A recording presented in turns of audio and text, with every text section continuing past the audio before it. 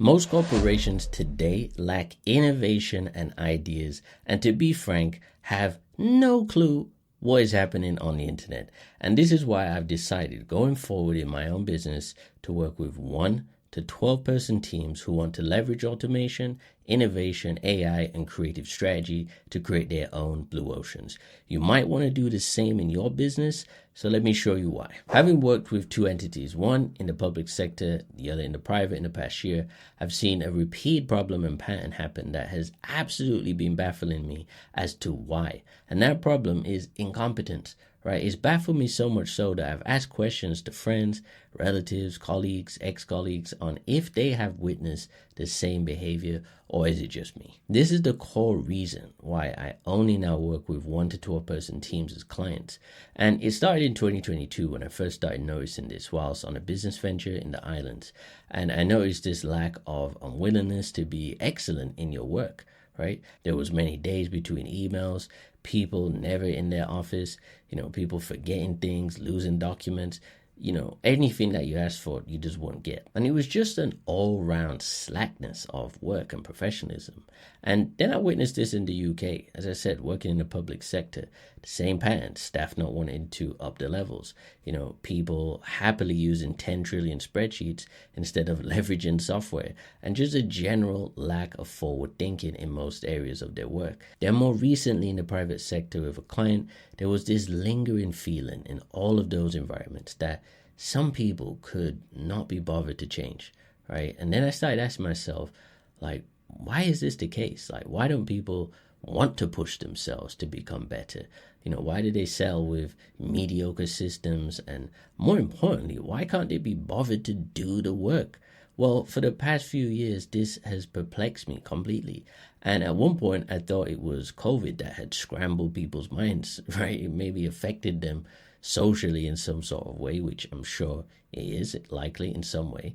But there had to be a reason. And as I experienced these different professional environments, that's when it clicked for me. I realized depending on leadership and how a team is structured alongside work culture and all these factors, right, they're going to determine how a team actually functions.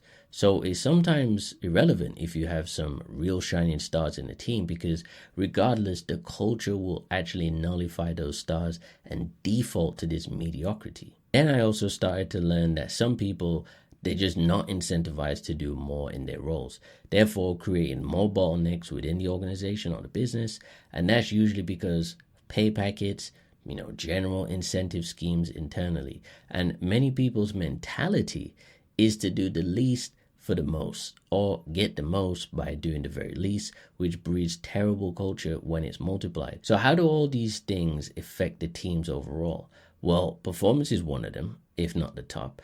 And I saw with leadership that they were not aware of many of the problems internally. And most things were pretty much personnel issues more than anything else.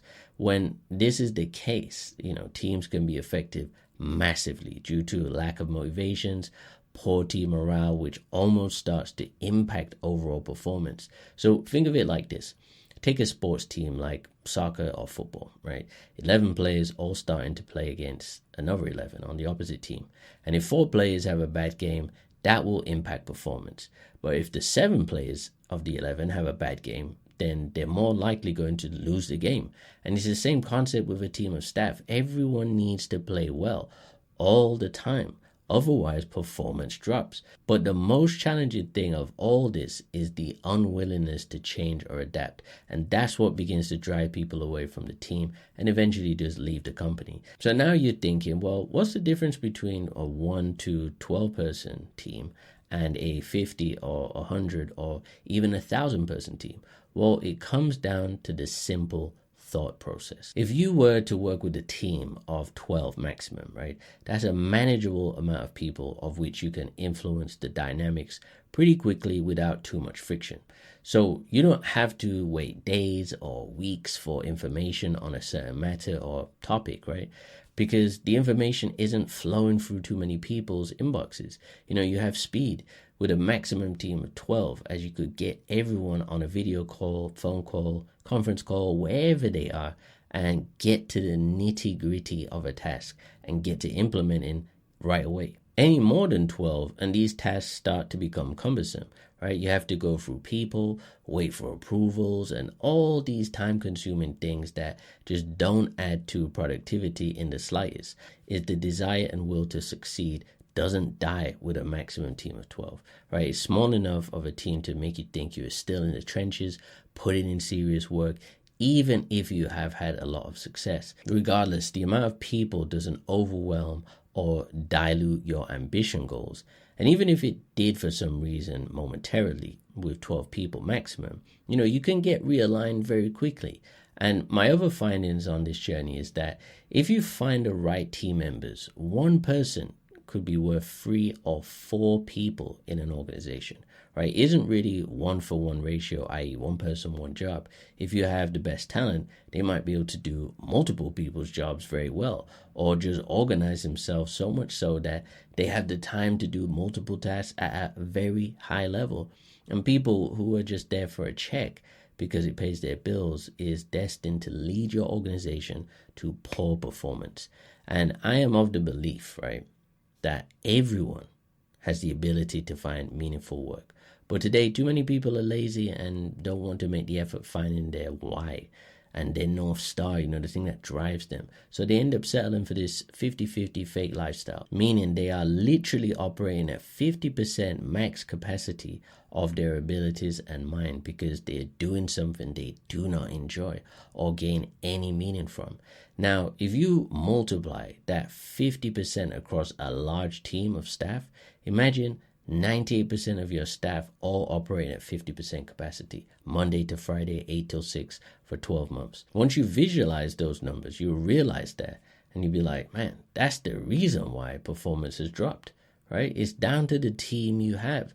So for some organizations, it's just too late, right? They've ingrained into their minds of their staff a particular way of working, and most won't have the energy to try and change that. If that is the case, then I predict over the next 5 years that they're going to be in for a bumpy road.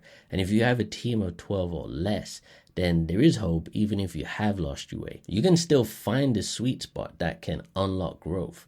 And you can actually garner excitement for your team because, we're in a great era and a time to innovate to some high heights on the internet. And that's what I'm excited about the most. Now, if you've considered developing some software for your business, but you're unsure of what to do, then watch this video where I share some home truths, what it's like developing your own apps.